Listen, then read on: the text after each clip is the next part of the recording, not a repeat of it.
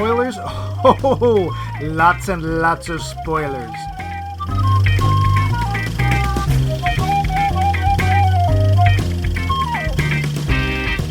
All right, you marmosets, listen up and listen good. You are here for one reason and one reason only, to listen to this podcast about movies from the year of our Lord 1981. We don't want to hear any whining about other years. As far as you mothballs are concerned, there is no other year in existence. Do you get me? You Maddox are not worthy to be part of our beloved podcast. Now pay attention, mopheads, because we are going to recite the podcaster's creed. This is my podcast. There are many like it, but this one is mine.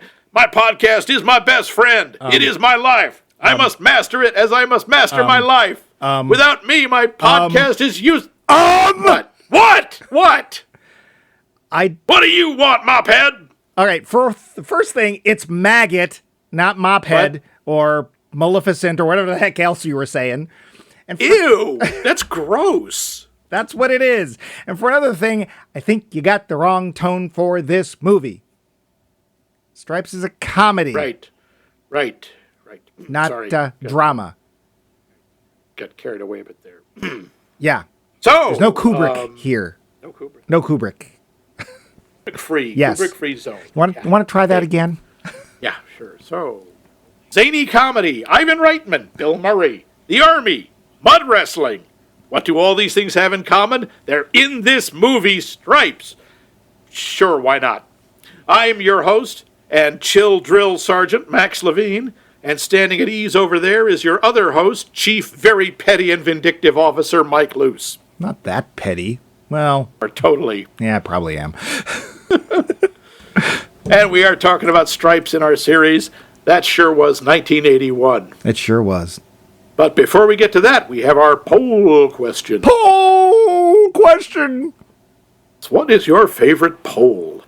Me, I'm going with barbershop. Move along. Right, sorry. This week's was, what movie do you think is great just the way it is? No plot threads to pull at, no weak performances, no explanations for things that don't make sense. This is a movie you wouldn't touch at all.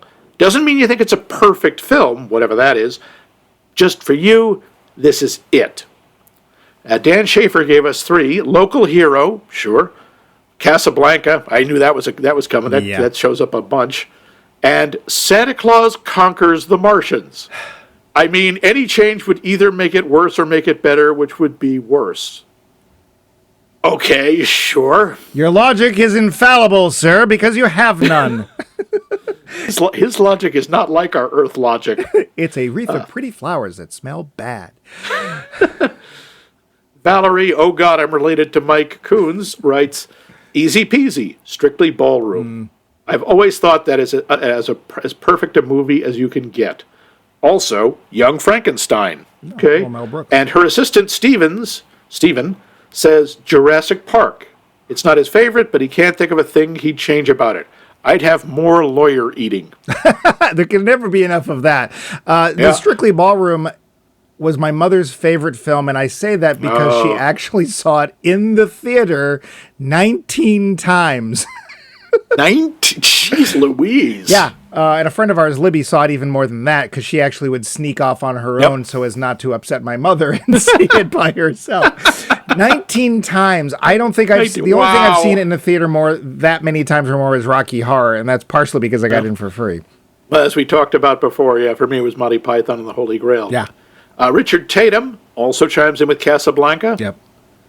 Nick Hoffman agrees with Val about Young Frankenstein. Dave tells us some like it hot. Interesting. That's a good choice. I hadn't thought of that. Really? So he buys those two people as women. Sure, Tony Curtis and Jack Lemmon as next to Marilyn Monroe. I mean, at least they could have picked Ethel Merman or something. Well, come on. Next to Marilyn Monroe, nobody looks like a woman. Oh, no. Professor Dr. Rebecca Pelkey says, Get Out, which I thought was kind of mean. I mean, I don't think we were really being that intrusive. I think it's a film. What? I think it's a film. Oh, right. The Jordan Peele movie. Yeah. Jamie Kleinert says, Snatch. Okay, actually, I've never seen that. That's a Lock, Stock, and Two Smoking Barrels. What's his name? Guy Ritchie? Guy Ritchie, I think so. Yeah. Erin McStravick, The Princess Bride. I absolutely love that movie. Perfect for kids and jokes written for adults. That is a big fan favorite. Oh, yeah. Matthew Reisman says, I wouldn't change a single thing, sing, if you will, about Raiders of the Lost Ark, Alien, or The Matrix. See our previous episode on Raiders of the Lost Ark.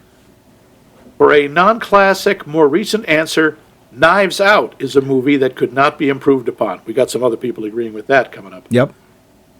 Helen Haggerty, or Haggerty? Haggerty. The Little Mermaid. Yeah, Helen is Ariel in a way. She's a very, very nice person. She's part of another podcast group I'm with, and she adores especially that Disney film. Wait. You do another podcast? Listen, not a part. No. Oh, just this one.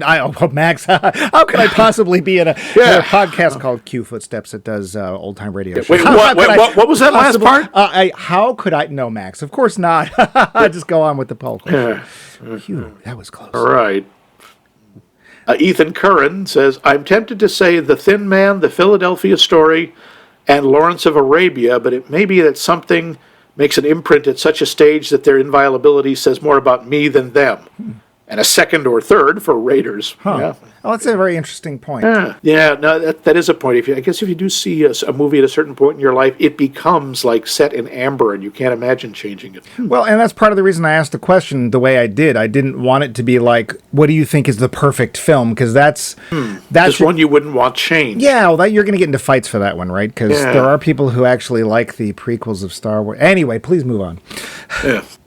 Angelo Patsalis says, All About Eve. And here's a deeper, Spencer Mountain. Oh, I don't know that one. That is, if I remember right, I saw this a long time ago. It's basically was the inspiration for the Waltons. Oh, okay. So it's about a family's trial and tribulations living on, I think it's the Spencer family living on the mountain. Probably Spencer Mountain. I remember it being very melodramatic, but very effective. Huh. But again, this was about 100 years ago. Yeah. Keith Wright says, okay, here we go. Talking about some unexpecteds. There's a movie by a filmmaker named Kazi Lemons called Eve's Bayou. It's a great film. The performances are great, and it's an interesting story. It stars Samuel L. Jackson, Lynn Whitfield, Lisa Nicole Carson, Journey Smollett, Megan Good, and the underrated Debbie Morgan. She also directed The Caveman's Valentine, oh boy, with Samuel L. Jackson, and Harriet with Cynthia Erivo. I've heard of Eve's Bayou. I've never seen it. Don't know anything. Yeah, and Keith Wright also happens to be part of Q Footsteps, that other podcast that I'm a part of. Just listen to. You said, wait a minute, that's the second. And so is Richard Tatum and Valerie Coons. But I just listen to it. I do not in any way perform in it, except for every show. But? Oh, Bumpy, what was that? Oh, he just wanted some oats. That's all. Reagan McStravick gives us a pretty lengthy one here. Random thoughts. This one's tough. I've thought pretty hard about which films I would consider my favorites, and I'm not sure I could even come up with a solid list of 10 that I wouldn't want to modify immediately after building the list. But I'm not sure I would consider most of those films perfect. Apocalypse Now and The Professional are solidly in my top 10. I would question the ending of Apocalypse Now. I mean, or the last however long it is with Marlon Brando, the part that feels like it's 3 hours long. Oh, a bug I ate with little wings. But I'm not sure they're perfect. Like you said, Blade Runner maybe, though of course the perfect Blade Runner could only be one of the, 20 re-edits. There's only one re-edit that counts, and that's the 1992 version. I think Fifth Element and Field of Dreams are pretty close to perfect films. Wow. Speed is kind of flawless, really, even though not likely to find its way onto a favorites list of any length for me. Huh. For its unwavering commitment to the formula. Okay, that's fair. I guess my point is that a perfect film isn't necessarily the same as a good film, or at least of the best film. That's how Mike phrased the question. Yeah. It's not necessarily a perfect film, but it's one that doesn't need to be changed. Steve Kellner has another vote for Knives Out. We've watched it 3 times and never found a single plot hole. Not one. And he's married to a mystery writer. And all the characters are just pure fun to watch. Also, Blazing Saddles. I can't even imagine what one would change. Okay, maybe put back the single line Mel cut. There was a line that was cut, Max? Yeah, there was. He thought it was a little too risque. Really? In the sequence where Lily von Stupp is trying to seduce the Sheriff Bart, Sure. has the lights out and has that famous line, "Tell me, Schatzi, is it true that they say you people are gifted?" "Oh, it's true, it's true." He left out was, Bart replying, "I hate to disillusion you, ma'am, but you're sucking on my arm." No! Wow. I mean, I can kind of see why he cut that for the ratings, but yikes. I mean, maybe for the 70s now you could say that on Friends. Yep, so... Did you get the one on the website from Vince? I believe he mentioned Gear, The Wrath of God with Klaus Kinski, directed by Werner Herzog. I saw it, who knows how many times at the Harvard Square Theater, already a point in its favor, Yep. and I refused to get a DVD player until it was released on DVD. Wow. Seeing the not worn to death copy on DVD just made me love it even more, as the cinematography was so amazing. Watched it on a loop for an entire day while I was working once. Good Lord, you watched a Werner Herzog movie for an entire day on loop, and you didn't end up wearing nothing but black and smoking constantly? Well, he lives in Canada. Oh, sorry. I actually have no idea what that has to do with it, but whatever. Wow. Yeah. Okay. He does love him some Werner Herzog, so there you go. Well, thank you, Vince, and thank you, all of you, for your great answers. Yeah. These were terrific, and some very surprising. Yeah. What's yours, Max? I don't know. There's every movie I look at, I can sometimes think of something I would want to change. But honestly, for me, I think the first Lord of the Rings movie, Yeah. Fellowship of the Rings, I thought that was just, nope, they just friggin' nailed it. Nailed it. Even though they were prejudiced against the Bombadil? That was a narrative choice I completely understood, because it does grind the story to a halt. It's really interesting for backstory, but, hi, we're going to sit around and have dinner, and then we're going to have breakfast, and bye. And it's raining. And it's raining. I understand that narrative. Yeah, to me, that one, especially of the three, that's just one I would change nothing. What about you? What's your untouchable movie? Well, the obvious choice was Casablanca. I was going to be very surprised if it didn't pop up, and it popped up, I think, twice. The thing that I love most about Casablanca, besides the casting, I love everybody in it. Everybody is at their most, whoever they are. That is the most Sidney Greenstreet, the most Peter Lorre, the most Claude Rains, the most, what's his name? The star, Humphrey Bogart. Yeah, that guy. Yep. They don't get any more them than that. I love the fact that there's drama and comedy in a perfect mix. The comedy is still funny. I still laugh at that film. It's not timed, the fact that even though it takes place in the 40s. Somehow the humor is not dated. It works. I would literally, and I know that this has been remade at least twice. I refuse to watch. Oh, no, I'm sorry. This has not been remade. That was Barbed Wire. My other choice has been remade. The other choice, and I haven't watched this in a few years, and I decided to watch it this year. And this film has been remade twice, and I refuse to watch those. Marlo Thomas and Wayne Rogers. I'm looking right at you. It's a Wonderful Life. Yeah. Oh, it's been remade more than that. Yeah. There've been a lot of variations of it. Yeah, it's A Star Is Born all over again. I love that film. I used to watch it every Christmas Eve when my mom was at church and I was waiting up for her. And of course, that was the period where everybody was showing it at least 12 times. Yep. Sometimes hand-colored by children in Crayola crayons. And it's long. It is surprisingly long. Yeah, it's a 2-hour film. And the first, 2/3 of the film is just learning who the main character is. It's all about character development. And I wouldn't change a damn thing. This is where we get Bert and Ernie from, because they're two characters from this film. Ward Bond, I think if you remember him from anything, you remember him from this. Donna Reed, Jimmy Stewart. Lionel Barrymore is about as Lionel Barrymore. Friggin' Barrymore. National treasure, that man. Happy New Year to you in jail. In jail. So yeah, those are those two films. There's other films I've seen. There's actually a film you showed me that I never want to see again, but I wouldn't change a frame of it, which is a film called Beasts of the Southern Wild. An amazing film, but dear gods, incredible. I never want to see it again. Yeah, it's a hard one to watch. Yeah. But that was last week. I'm sure Yes. you could tell our listeners, how can they respond? Oh, not yet. Boop, boop, boop, boop, boop. But what's this week's question? This week's question is, what movie do you think would be improved if it was told from the point of view of one of the side or supporting characters instead of the main character? I got to go back to Santa Claus Conquers the Martians. I would love to see Droppo's story. Or how about Birdemic from the bird's point of view? Yeah. Yeah, Ramrod. I would like to see Birdemic from the point of view of that guy who sells Rod the solar panels. Oh, no, I wanted to be the cougar guy with the wig in the woods. Oh, yes. That's a mountain lion. I got to go now. I'm sure he has a very interesting perspective on all of Birdemic. But let's get to Stripes. Trivia.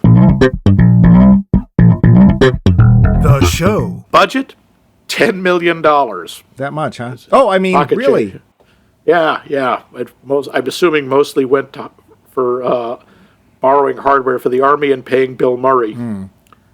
Worldwide gross, $85 million. Oh.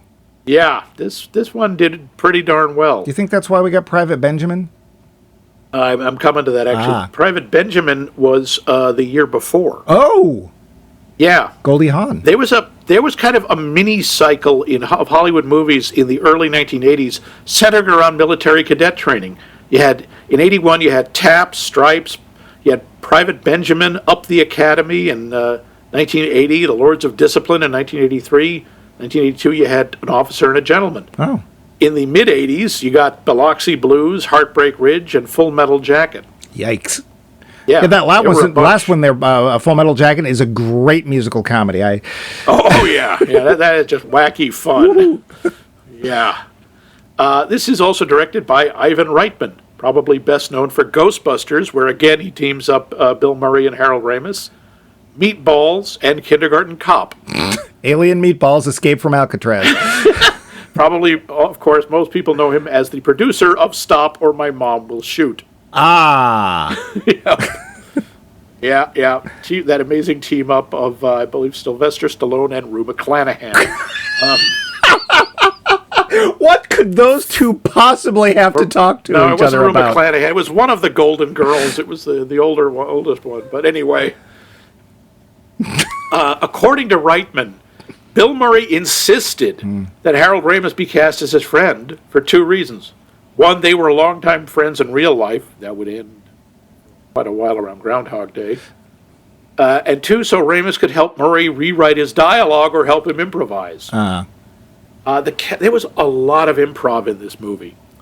The cast improvised almost all the dialogue where they're sitting around and telling their backstories, including Bill Murray talking about Lee Harvey and the cow, and the whole Sergeant Hulka as the big toe speech. Yeah, which apparently they had to keep refilming because Warren Oates, the guy playing Sergeant Hulka, kept cracking up at all these stories. If any of you homos touch me, I'll kill you. I'll kill you. Lighten up, Francis. The scene where Bill Murray is loading the annoying rich woman's suitcases into the trunk and hits himself in the crotch was not in the script. He actually did that by accident. He did hit him, and that is a very real line, "Oh, my balls." What an amazing improv. Yeah, but Reitman decided, hey, you hurt yourself, that's funny.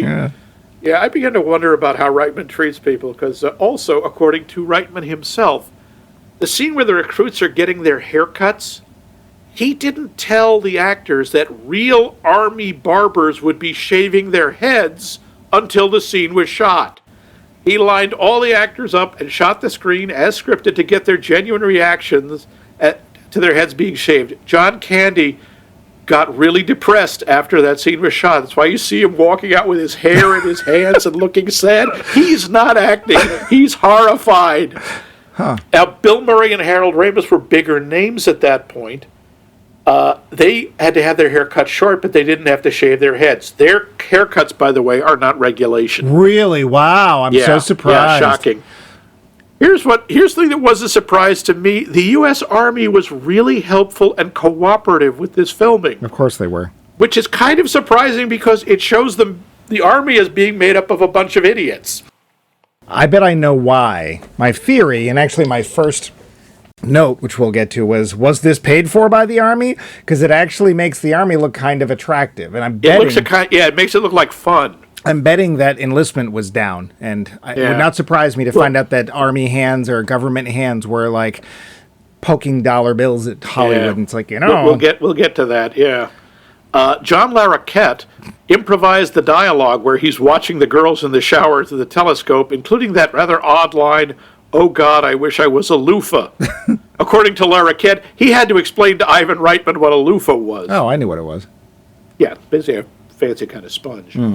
Columbia Pictures wanted to cut out the scene where Sergeant Hulka and John Winger have a confrontation in the latrine. Oh. They thought the scene was too serious, but Reitman insisted it be left in to establish Hulka's strength and authority. Yeah. I think it really works. Yeah. Basic training in this film takes place at the fictional Fort Arnold. Now, that used to be the name of an actual army fort in the 18th century, except it was named for General Benedict Arnold. Oops! Yeah, and after he had his little incident, Fort Arnold was renamed to something you probably know better, West Point. Ah. Bill Murray and Sean Young did not get along. Wow, really? Yeah, that's a shocker, isn't Yeah. it? Young did not like Bill Murray's method of ad-libbing during scenes, and he vowed to never work with her again. And he never did. Just as well. In case you didn't recognize them, the two MPs that John and Russell hook up with are played by Sean Young and P.J. Souls, who we know mainly as Riff Randall from Rock and Roll High School. Demerit. Do your parents know your Ramones? Who are the Ramones? The cast got drunk for 2 weeks upon hearing of John Lennon's death. That was another big event in 81. Oh, yeah. John Larroquette later admitted he was still drunk in the scene where he dresses down the company after they watched and participated in the mud wrestling. Even after filming moved to Los Angeles, Bill Murray and Warren Oates had a drunken evening beside the grave of Strother Martin.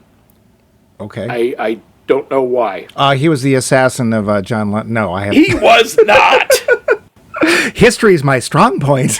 Larroquette also broke his nose while shooting an additional scene of him running through a door. The shot shown in the film is the first take. They had to basically slather makeup all over his nose for the rest of the filming. Wow. Here's an odd one. This movie was originally conceived of as a vehicle for Cheech and Chong. Yeah. I'm thinking.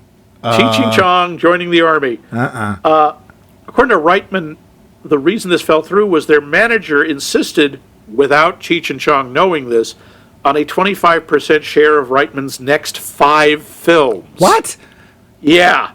And he was strangely not willing to give that up, so it was then rewritten for Bill Murray and Harold Ramis, and most of the stoner humor was shifted to the character played by Judge Reinhold. Right. By the way, do you know the character's name? I do not. Yeah, it's almost, I don't know if anyone says it, but his name's Elmo. Oh. Yeah. There was a scene in the movie that was cut where they improvised dragging Warren Oates, Sergeant Hulka, the soldiers drag him into the mud during the obstacles course scene.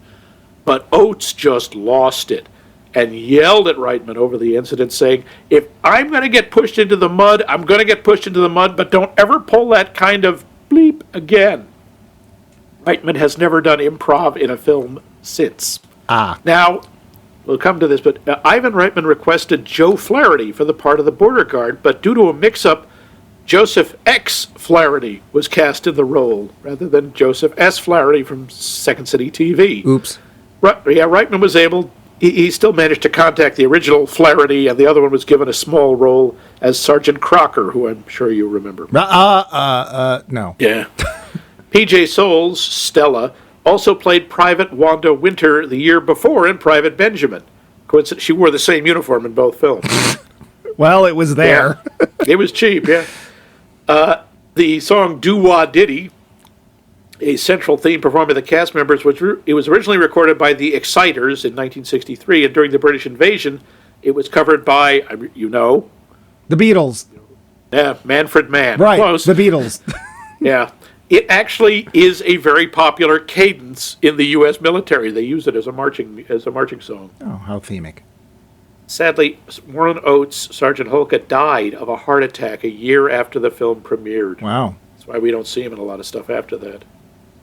The EM-50 urban assault vehicle was built from a 1973 to 1978 GMC motorhome. Ah. And this, for all of you military decoration nuts, at the end of the movie, some of the main characters, Winger, Bill Murray, Ramis, Stella Louise, and Hulka all get off the plane, and they're wearing the Distinguished Service Cross. That is the Army's second highest award for heroism. Yeah, I bet that went over well. Oh, yeah. Let's make fun of that. Doubt. Yeah. So that's pretty much what I've got. There's actually a surprising amount of trivia about this movie. There's a lot of stuff in there. But I think we can cut it off here unless you've got anything. Well, I had two notes because I sat through the credits, and one of them was they really shot there. At least according to the credits, they thanked them for the cooperation of letting them shoot at Fort Knox. Yes, that is in fact where they did the shooting. They called it Fort Arnold, but it was Fort Knox. Sure, that was safe. And the other, a very early appearance by one of our favorite actors, effing Bill Paxton is in this film. Wait, where was Bill Paxton? I missed that. One of the soldiers. That's all it says. It said okay. Soldier Bill Paxton. Oh, man. I did not notice that at all. I didn't either. There's only one person I can think of that might be him, and I don't know that it was him. And the character doesn't have a line. He just smiles, and he's got this weird sort of almost gap-toothed smile. But there is another sort of cameo that you don't see. PJ's, originally, one of the characters was supposed to be played by Dennis Quaid. Oh. By virtue of the fact he was married to PJ Soles at the time. Really? Yeah, and he is in the movie. He's in the crowd during graduation. He's in the fire grate. He's in the... You cannot... It is physically impossible to see him, but he is there. Huh. There's one other little... I had to check that to make sure. I was pretty sure this is who this was. There's one other cameo. It's a thankless, short, tiny role, but Dave Thomas, otherwise known as Doug McKenzie, is in fact in this film. He is the announcer for the mud wrestling scene. Yeah, I actually have a note on that. There are a surprising number of people from Second City TV in this movie. Never mind Bill Murray and Harold Ramis, both of whom were on the show. John Candy, Joe Flaherty, and Dave Thomas, all SCTV people. But I think that the people who listen to our show, both of them, who may not have seen Stripes, would really like, if they could, a rundown of the story. Would you, Max, tell us the story? No. If you don't, I will replace you with Bumpy. Yep. And Zangief's ass, because that hasn't been out for a while. What is up with Zangief's ass? Anyway, Max, tell us the story. Loser slacker Bill Murray, played by Bill Murray. Sorry, excuse me. Loser slacker John Winger, played by Bill Murray, realizing his life is going nowhere, convinces his buddy Russell, played by Harold Ramis, that what they need to do to turn their lives around is join the army and be all they can be. This they then do, and end up in a platoon of misfits who, due to the unbreakable laws of cinema, are actually lovable misfits. Trying to fumble their way to become real soldiers, at odds with their tough-as-nails regular Army Sergeant Hulka, Warren Oates, and their complete tool of a commanding officer, a pre-Night Court John Larroquette. Somehow, John and Russell do not end up washing out, court-martialed, or killed during live fire exercises, but rather meet two lovely MPs, become actual soldiers, and end up driving a military-spec recreational vehicle in an actual rescue mission into Czechoslovakia, before it was the Czech Republic and before the Irving-Berlin wall tipped over or something. Do they push the world to the brink of war? Do they create a complex diplomatic crisis? Do they goof around and shoot guns wildly, never hitting anyone like the A-Team? It's an 80s Bill Murray movie. Take a wild guess. The lowdown. Yeah, I just I wanted to take a look. I don't know if you remember. You saw this when it came out, didn't you? I did. I remember it being huge. It was very big. I mean, as we see, it made 8 times its budget back. Well, the thing is that when we look at like $80 million these days, it sounds like, you're making an independent film. Yeah. I just wanted to take a quick look. It was the number 2 grossing film of the year. I believe it. Yeah. Strangely it under Superman 2. Ooh. But ahead of Cannonball Run. Actually, it beat out a Bond film for that year's, and no kidding. Quite honestly, justifiably so. That was For Your Eyes Only, which... Oh, dear. Yes. Dull. That was not one of the best. Yeah. Yeah, I remember it being really, really huge. I saw it. People were quoting it. Heck, we're still quoting it. Yep. We say Lighten Up Francis all the time. And it was, Bill Murray was starting that sort of untouchable period of his career where Bill Murray could do no wrong, and Bill Murray was amazing, and everybody loved Bill Murray, at least on the screen. Yeah, no, this was, after a couple of his big breakout, which was another Ivan Reitman movie, was Meatballs. And, he's very funny in that. When did Caddyshack come out, do you know? That came out later. That was another big... It came out before Stripes, but after Meatballs. 1980. Yep. That would be before this. Yeah. Oh, yes. I see. Meatballs came before that. Yeah. Yeah. That was 1977 or 78, I think. So Murray was established as a solid comic movie presence. Yeah. And Harold Ramis, not as much. Ramis was much more a behind-the-camera guy. He was much more of a writer, I think he was, and a director. And I think the reason for that is, shall we say, apparent in this film. Yeah, what did he doesn't have a lot of range. I mean, I think he does great as Egon in Ghostbusters, but mostly he's playing that completely straight and completely deadpan. Yeah. He has a real kind of snark about him that can wear a little thin. Well, my problem was that he has this sort of ever-present smirk. Yeah. Like, he's in on the gag, or, hey, I'm acting, and it's like, not very well. Or he just knows what Bill Murray's going to do, or he helped Bill Murray say what he's about to say. And one of my earliest notes was Harold Ramis' performance is not great. Yeah.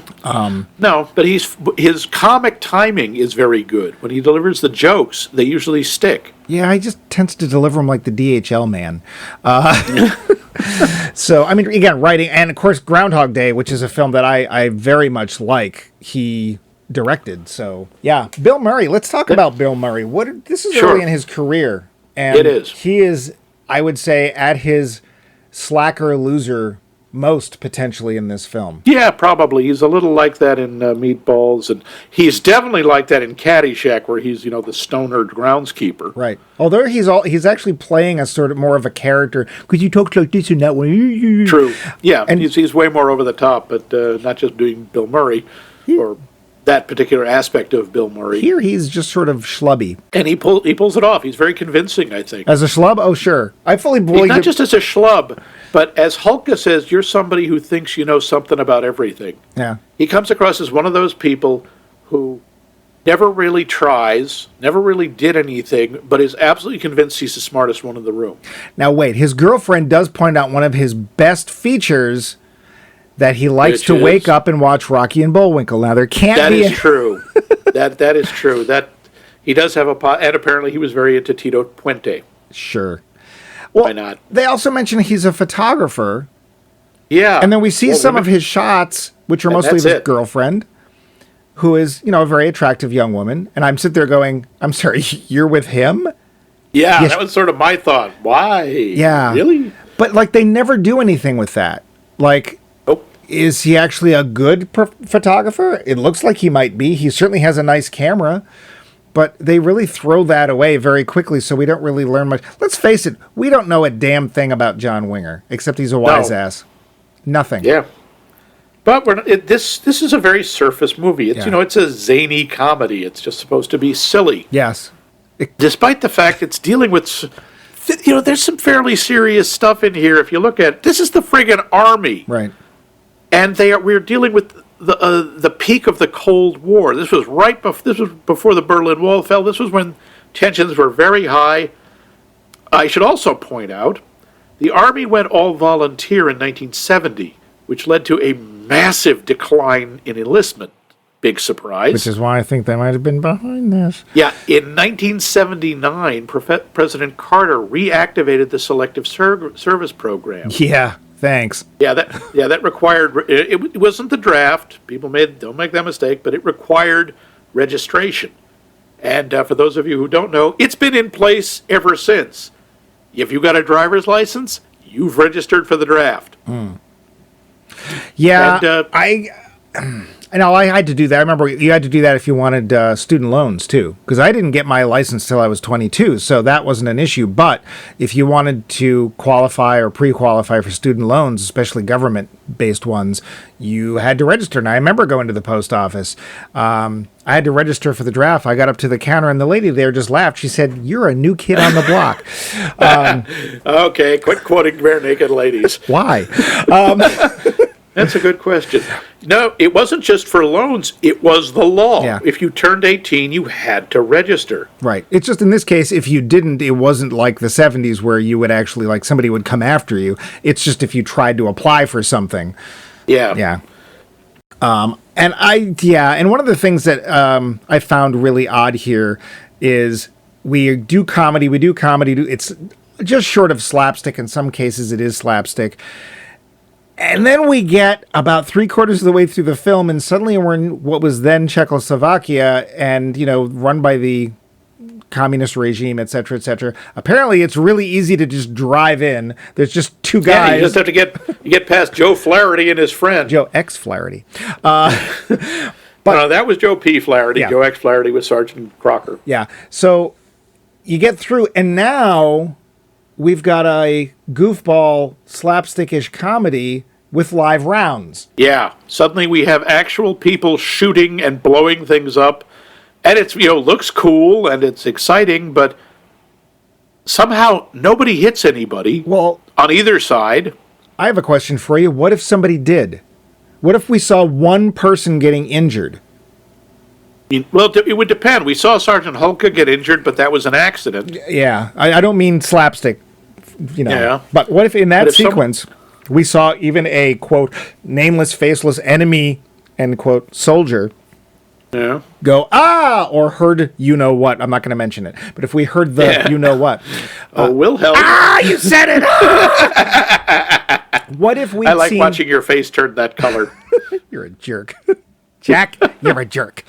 What if we saw one person throw their arms up and fall back, obviously having been hit by something? I think that would damage it pretty badly. I think you had to have it silly, otherwise, because I'm sorry, it's not funny. Yeah. This kind of humor. If this had started out as a dark comedy, then maybe, but it's very lighthearted and fluffy. And if you actually had death or real injury, I think that would have ruined it. I'm not sure that it kind of didn't, even though nobody does, because it's a real tonal shift in the last quarter of the film. It's like, and it's funny up until the point where they're basically torturing the rest of the platoon to try and get information out of them, which sadly they don't even know. Like, they've got nothing to tell them. We don't see them do it, but we see one guy thrown back in. I think it's Francis. I can't remember. And then they take Lee Harvey out, who is the lovable dimwit, I guess. He's the Forrest Gump of the troop. And they're, quote unquote, working on him when Bill Murray and Harold Ramis show up. I can't believe I actually had the sound on for that text. I'll have to see what I can do about that. Sorry, folks. And it's like, and then they're driving, they're getting out, and they're shooting bombs. We see whenever they're shooting their missiles and stuff that the bad guys go, "Oh no," and leap out of the way. Jump out of the way, yes. But it's like, or they make a point of showing us that they're still moving. Yeah. So it's, or they shoot the tank behind them and it drives into the wall, but we don't actually see anybody in it, so we can just, I don't know. That's the thing. If I was thinking about that, those guys in the tank are probably dead. Oh, sure. Yeah. I mean, they hit them with basically an anti-tank missile, and they're either dead of concussive force or they're on fire. But it was funny. Yeah. And we don't see them. We just see the tank. Yeah. So it's, that was a kind of weirdness. Let's go back to some of the performances. PJ Souls is fine. Oh, yeah.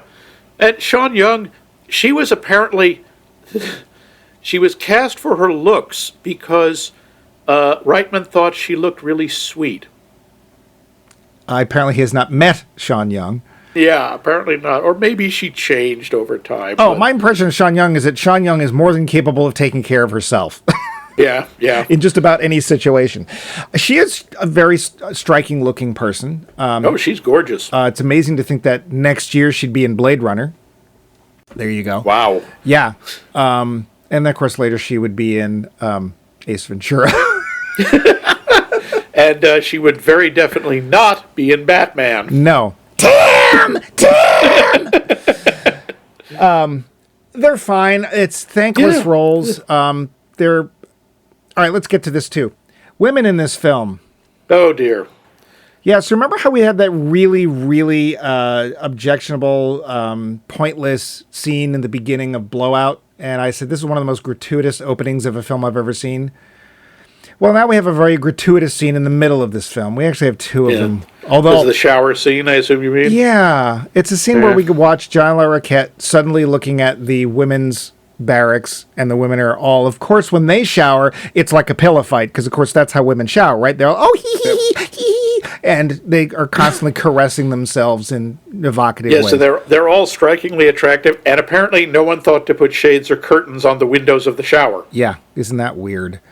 Yeah. It is an utterly useless scene.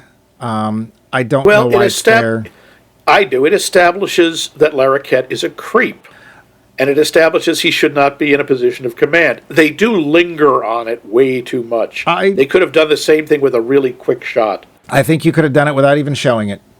Yeah. You could have shown the barracks, and you could even have said women's showers and just shown them do it. But the reason it's there is because Ivan Reitman wanted it there. And that's the mentality of the 80s, among other decades. And it was... Well, they were doing something for... It's there for the teenage boys.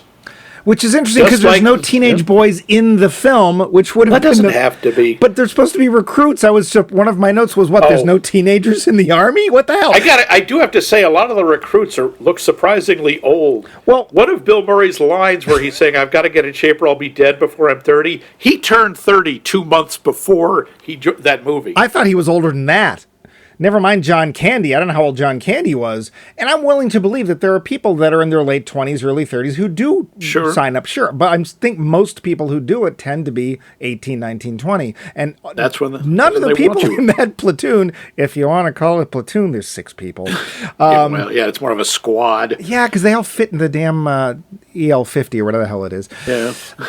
None of them looked like the people you would expect to actually be in the army. John LaRoquette, let's bring him up. I was surprised. John LaRoquette generally plays the guy from Night Court. He plays this very snarky, sarcastic, I'm smarter, I'm better than you kind of person. And here he's playing somebody kind of goofy, and I actually thought he was kind of funny. John LaRoquette can be very funny when he pushes himself a little bit. Yeah. He's given the right part. He actually is fairly talented. Yeah. I didn't like the character, but so what? No, you're not supposed to like the character. The character's a jackass. Yeah. I like Warren Oates as Sergeant Hulka. We're not supposed to necessarily like him because he's clearly the antagonist. Well, but he's also, you can see his point. Yeah. He's been in the Army for 28 years, and he can't stand these punks who are joining up for what he thinks are idiotic reasons. He's right. It's like he's right. John Candy's joining up because he's too cheap to pay for a health club. Another guy's joining up just because, well, first off, I think it's not Lee Harvey, but there's another one whose name we don't get, who's also clearly pretty dumb. And he's joining up because he doesn't want to get drafted. Like, there's no draft. What? Yeah. Yeah, Lee Harvey. Yeah, I think it is Lee Harvey, actually. I think it is, because his father and his brother, were in it. They joined. I don't want to get drafted, so I was like... And Bill Murray and Harold Ramis are joining because, it's something to do. They both want some direction in their life, but they also don't want to be told what to do. Well, and here's the thing. We see Bill Murray striking out on everything because he's a layabout. I'm not going to use the word wastrel. He's a wastrel. He's a slacker. Yeah. In the best sense, the worst sense of the word. And he doesn't enjoy being a taxi driver in New York. To be fair, probably not high on the list. That's a heck of a job. Yeah, I would not want that job. Job satisfaction. My hat's off to you, taxi drivers of New York. I do not know how you do that. Yeah. But then we find out, he's only been at it for a couple of weeks. He's already having his car repossessed because he can't hold a job. But it also sounds like he's not doing anything to better himself, or basically he joins the army because he can't think of anything better to do. Like I don't want to get that job. Well, I saw a commercial. I guess I'll do that. And then he gets his best friend, I guess, to go with him. Like the weakest convincing ever. It's like, yeah, you should come in and do this. I don't want to. You should. Okay. And it's... Yeah, we don't really know why Russell does this. It doesn't make... He has a job. He's obviously not good at it. He's teaching English as a second language. But he seemed to enjoy it, and the people liked him. Sure, he taught them how to do run, but that was the entire extent of the class. But he didn't seem unhappy. No. You know, he comes over and takes the Bill's or John's last winger. Winger to me, I'm sorry, that is a term. For one thing, it's not one of my favorite bands, but it's a band. Winger was what you would do is you would close one nostril and blow snot out the other, and that was a winger. Yeah, I did not need to know that. Yeah, I'm sorry, listeners. You didn't need to know that either. Yeah. Oh dear. So whatever. It's one of those things as a kid. Winger. Yeah, huck a winger. Okay. But there's as little as there is to Bill Murray's character. There's nothing to Harold Ramis's character. Nothing at all. Does he have a girlfriend? We have no idea. Does he have parents? Was he preconceived? Was he an accident? Was there? I don't know. Who knows? We know nothing about him. And we just get the feeling that, like Bill Murray's character, like Winger, he's directionless. He's just doing stuff to go along. Yeah. But that's it. We don't know anything about him. I don't know how much we have to. Again, this movie is not about depth of character. No, but it would be nice if we actually felt there was a reason for them to be where they are. And it really feels like, well, they're going in the army because that's what the script says. Okay. There are a lot of parts of this movie I think are a lot of fun. I do think I love the image of them marching to Doo-Wah Diddy. Sure. I think that's cute. Very iconic. And I love their close order precision drill that they would never have been able to come up with in 3 hours. That they show at graduation. That did feel a little quick. Yeah, it's extremely quick. That is really hard to do. Yeah. That takes a lot of time and a lot of discipline, and to just come up with it like that, I don't think they could have. But it's so much fun to watch. Yeah. Hey, but at least we get one of the racist jokes of the film there.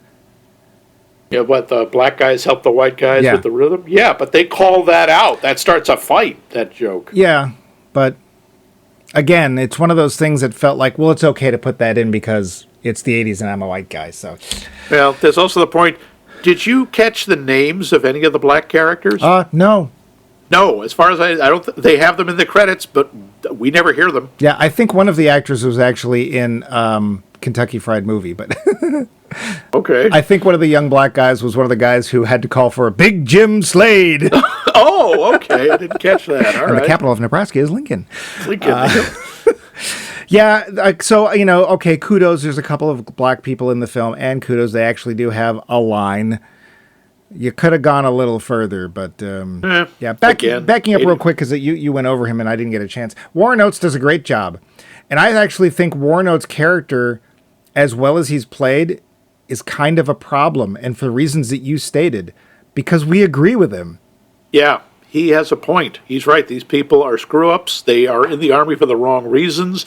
They don't, he says, about duty or honor or patriotism. He says, you don't even know what those words mean. Yeah. And it's like, I think that's probably true.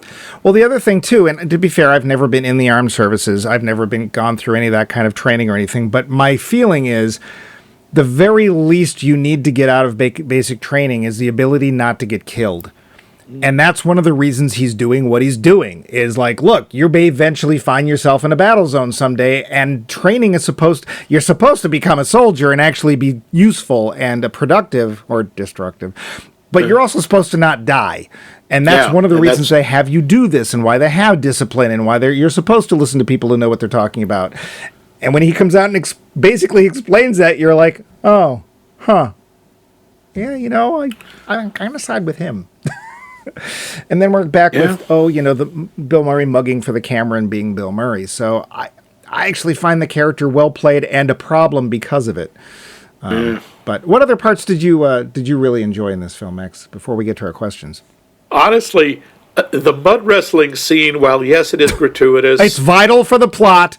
Utterly vital for the plot. It's funny. I'm sorry. Watching John Candy, lean, mean fighting machine. I'll do it. It's a real kind of heck yeah moment. Yeah. It's dumb as heck, but I thought it was funny. I do have to say Dave Thomas was completely wasted. Yeah. Dave Thomas is very funny, and he gets to do nothing. It's really too bad. Even Joe Flaherty got to be a little funny. Well, I think a lot of people, they know Dave Thomas from Bob and Doug McKenzie. I think what a lot of people didn't know, I didn't know this until maybe a couple of years ago, is that most of the material for Bob and Doug McKenzie, utterly improvised. They had a basic idea. We're going to talk about pancakes. Okay, cool. Roll them. And that's it.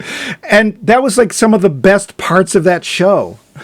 That show, that whole shtick of Bob and Doug McKenzie came about basically as a middle finger to the Canadian Broadcasting Company, because it was required, because their TV estate was state funded, that you had to have a certain percentage of the show be culturally Canadian. And they said, okay. How's it going, eh?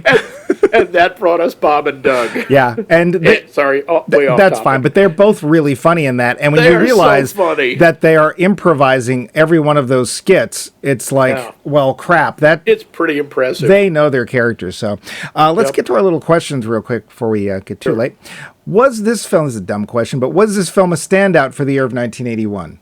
We already established. Yeah, that was the number 2 new box office film. But it's also culturally. This is one of those films everybody went to see. Yeah, I mean, everybody saw this. And this shaped a lot of them, yeah. Yeah. Did this film significantly affect films that came after it? Oh, yeah. They didn't do a lot of military comedies, or if there were, they were much bleaker or darker, like Catch-22 or The Boys and Company C or any of those. Yeah. This was sort of they didn't do a lot of zany or army movies. Private Benjamin probably came first, but even that's more of a... it's sort of a lighthearted one, yeah. Well, that one was turned into a TV show, I think. Yeah, it did. Yeah. And, I definitely think so. It set a whole tone even for that sort of Ivan Reitman-esque kind of movie. Yeah. I think they continued the wise guy balking at the establishment sort of comedy. It wasn't the first to do this by any means. Yeah. But it certainly, that was a theme I think would continue to run through the 80s comedies. There was a lot of that. And Bill Murray tended to be at the center of a lot of it, too. It's a lot like the Police Academy movies. Yes. It's only funny. Yeah. Well, I'm glad you said it. Are you really? Okay. Are you, Max? I don't think you are. Does this movie reflect 1981? Oh, boy, does it. It really does. Never mind the whole, like we said, the whole mini-cycle of military movies. But I think it also showed a lot about what was happening with the Army in American culture and the ways they were trying to attract new recruits. Yeah. And, I mean, the cars, the haircuts, the music. Yeah. What about Hal Ramis' hair at the beginning of this film? What was... Oh, boy. It's like, don't shave it. You've got a helmet. It'll protect him. Honestly, I think the military did him a favor with that haircut. I agree. He looked much better afterwards. I actually have another talking point, but I'm going to save it for after we start the roundup in a weird twist. Okay. Do you have any other notes you'd like to get to before we get to you were talking about the last like third. It's not even the last third. It's the last 15 minutes of the movie where they're actually going into battle. That's where any semblance of realism goes out the window. Just not even the fact that nobody ever gets hit, but the fact like when the Czech army captures the truck, they open the back and they're all out there pointing their guns out. They would have all died. The soldiers would have just opened fire and killed everyone in the truck, because you don't point your guns at soldiers at a checkpoint unless you're planning. Those wacky Soviets! Oh! Yeah. I also wondered how the Czech army felt about their portrayal in this movie, because they are just shown to be completely incompetent. You think they saw it? They might have. There were a lot of movies smuggled in. Also, there was one other cameo, and this one is probably not that well known, but there's an actor named Timothy Busfield, who I like. He was best known probably for 30-something and playing the reporter Danny Kincannon on The West Wing. he is the soldier who is arguing with John Larroquette about firing the mortar without coordinates. Oh, okay. Yep, I didn't notice that before, and I'm like, hey, who's? Oh, good Lord, I'd never noticed that. He looks like he's about 12. He's one of the few soldiers in this movie who looks like he's young. Yeah. And by the way, Russell was right on the money when they're breaking over the border, and he says, do the words act of war mean anything to you? Because that is what they are doing. Yeah. Technically invading a foreign country. Yes. Yeah. Yes. Military presence into the foreign, yeah. And all because General Pruneface thought it was a good idea. Yep. So let's get to the roundup. Yeah. The roundup. So, Mike. Oh! Finally. Oh! Finally. You saw this movie when it came out. I did. Everybody did. You were required to. What did you think of it I couldn't then? graduate high school if I didn't see this film. That's true. Oh, when I saw it, I thought it was funny. Very, very funny. I loved the whole iconic bit about them doing their little close order drill, and that's a fact Jack, and razzle dazzle, army training, sir, the whole thing. You know, really funny film. And now? Yeah, about that. Oh, dear.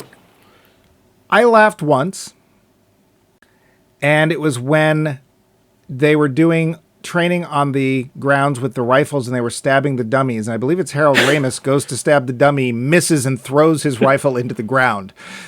I laughed. That I thought was funny. Honestly, I don't think Bill Murray's funny. I find his character annoying. I think that Hulk has got some good points, and I don't think he's right. Like, the whole point of this movie centers on him being right and establishment being wrong and so on and so forth, but the character's got nothing going for him. There's nothing about him that I find worthwhile.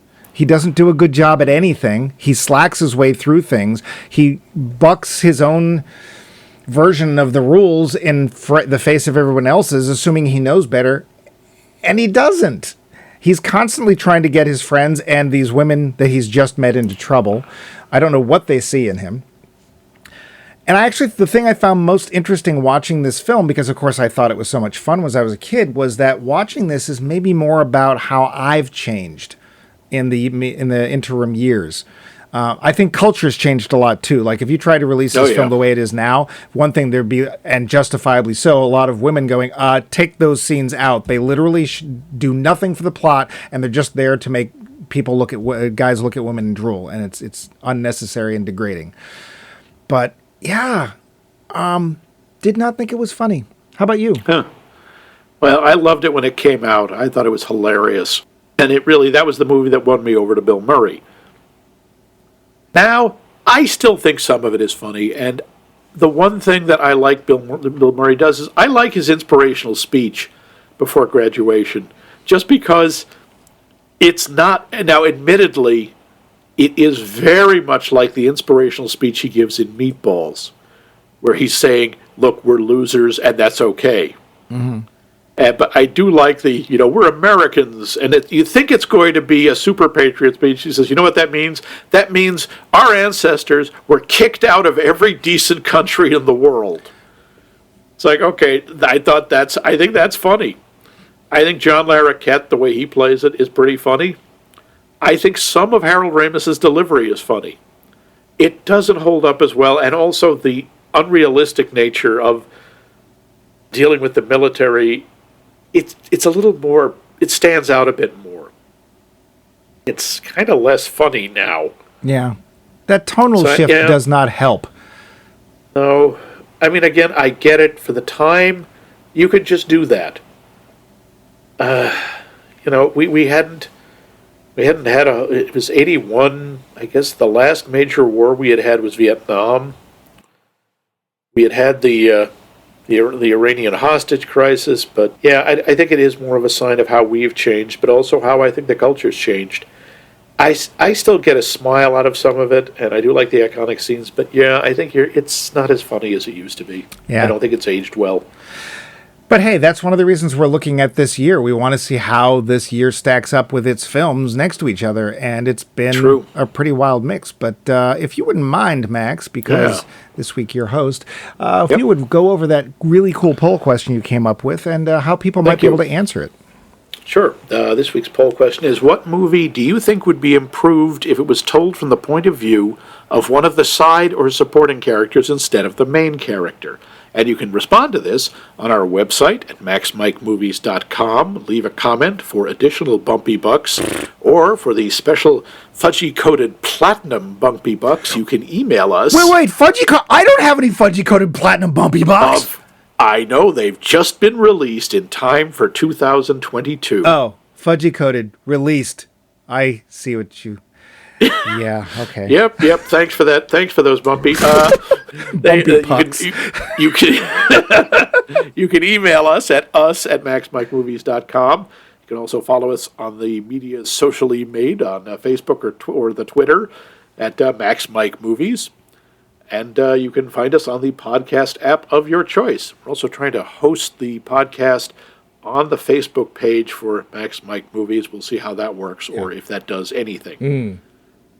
Yes. So, Mike, still trapped as we are in 1981. We've done, comedy. We've done drama. I assume we've got some pulse-pounding action coming up. What kind of summer tent-pole, rip-roaring thrill ride are we going to watch for next week? I'm hungry for action. Yeah. Really hungry. Bring it for on. Action. So hungry that I think that I would like to have dinner with Andre. Dinner with Andre. A action. Andre the Giant? No. No. It's a movie starring Wallace Shawn and some guy named Andre, whom I don't know. This is one of those films that I've heard about, and I'm pretty sure it's pulse-pounding action and or musical comedy / genre-bending, or it's just a camera stuck to a table while two people eat. It might be more of the latter. I don't know. This is one of those films that you're supposed to see and you're supposed to like and think is amazing. Not entirely unlike Blowout. But I've literally never seen a frame of this film, and as I said, I'm hungry. So, Max, will you join me next week for a dinner with Andre? Well, I may just join you for appetizers with Andre and maybe just some soup or something. Soup. It's good food.